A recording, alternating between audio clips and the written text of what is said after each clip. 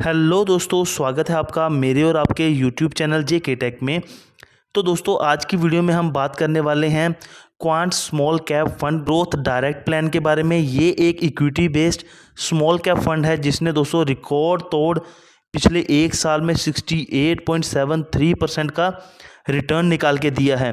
तो इसको डिटेल में जानेंगे हम इस वीडियो में। तो उससे पहले चैनल पे पहली बार आए हैं तो चैनल को सब्सक्राइब कर लीजिए और वीडियो को लाइक कर दीजिए। आपका दोस्तों एक लाइक हमें बेहद ज़्यादा मोटिवेशन देता है।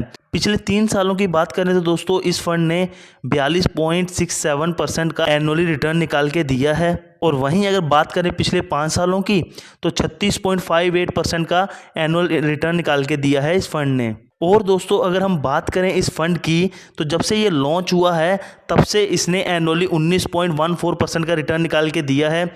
ये आपको कम इसलिए लग रहा होगा बिकॉज शुरू में 2014 से लेके 2020 तक इस फंड ने अच्छा परफॉर्म नहीं किया था, 20-30 रुपये के करीब ही था। देर आफ्टर दोस्तों इसने एकदम से जंप मारा, स्पाइक पकड़ी और ये देखिए 30 रुपये से कैसे ये 250 रुपये पहुँच गया पता ही नहीं चला।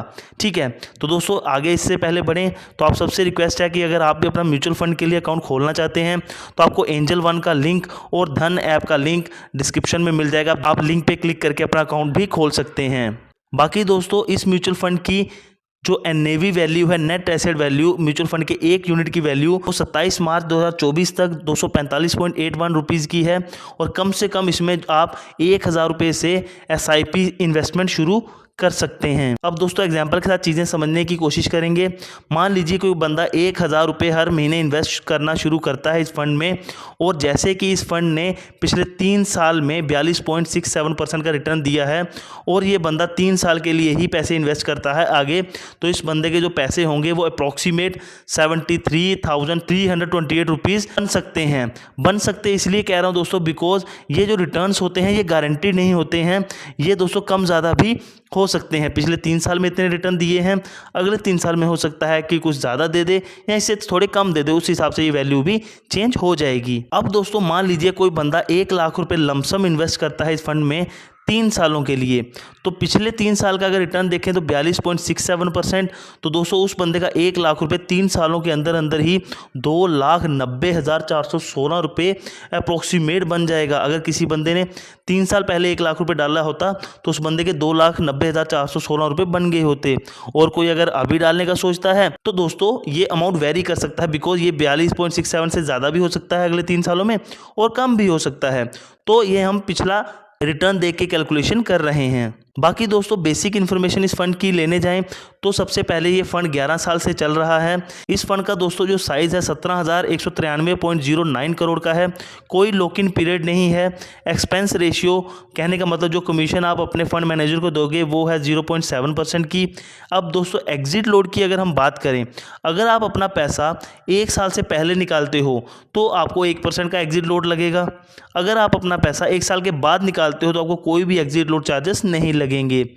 टैक्स इम्प्लीकेशंस की बात करें तो दोस्तों अगर आप अपने पैसे को 1 साल के अंदर अंदर निकालते हो तो एग्जिट लोड के साथ साथ आपको 15% का short term capital gain tax लगेगा।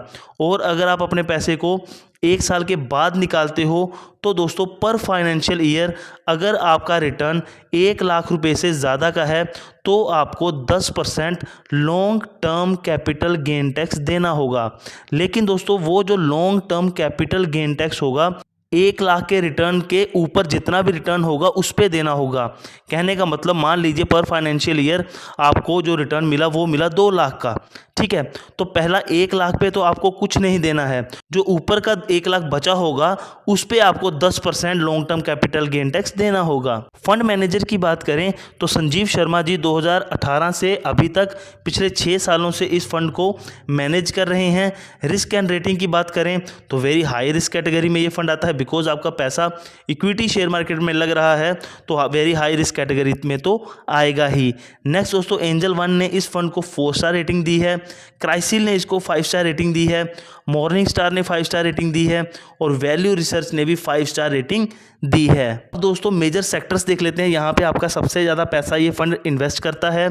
तो पेट्रोलियम प्रोडक्ट्स में 9.9% आपका पैसा लोकेट करता है ये फंड, फाइनेंस में 8.22% पैसा, banks, thereafter non ferrous metals में 6.5%, देयर आफ्टर कंस्ट्रक्शन सेक्टर में 6.2%, फार्मास्यूटिकल्स एंड बायोटेक्नोलॉजी में 5.95%, industrial products, thereafter that others, food products, इन सब में आपका पैसा मेजर इन्वेस्ट होता है। इसके अलावा भी पैसा इन्वेस्ट होता है, लेकिन ये मेजर सेक्टर्स है, यहाँ पे आपका पैसा इन्वेस्ट किया जाता है। अब दोस्तों टॉप के स्टॉक्स देख लेते हैं, यहाँ पे आपका पैसा ज़्यादा इन्वेस्ट होता है। रिलायंस इंडस्ट्रीज में 9.9% आपका पैसा इन्वेस्ट किया जाता है। देर आफ्टर जियो फाइनेंशियल में 6.27%, उसके बाद ट्रैप्स में 3.84%, there after Bikaji foods, Adani power में 3.42% आपका पैसा इन्वेस्ट किया जाता है।